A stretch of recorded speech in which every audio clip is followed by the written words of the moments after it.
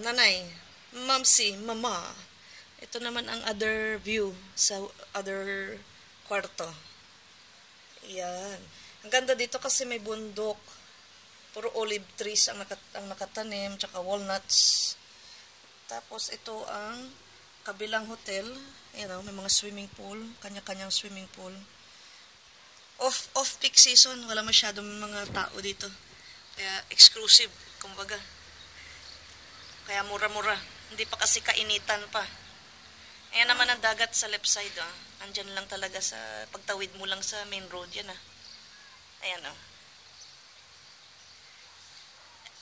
Originally, yun ang kwarto namin Ang bintana sa sea view.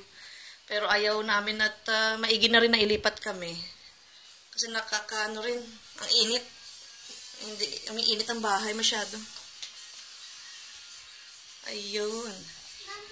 Itong hallway kuhanan ko. Ayan. Yan ang kwarto namin, Yan. Originally. Tapos sabi nila, hindi gawa ang kama. Kaya inano kami, nilipat kami dito. Dito sa 405. Tapos ito, may lounge din. Third floor ito. Third floor. Ako, makikita mo. Mamaya ulit. I-stop ko muna ito para madali mo mapanood at hindi mag-hang pag na-play mo dyan.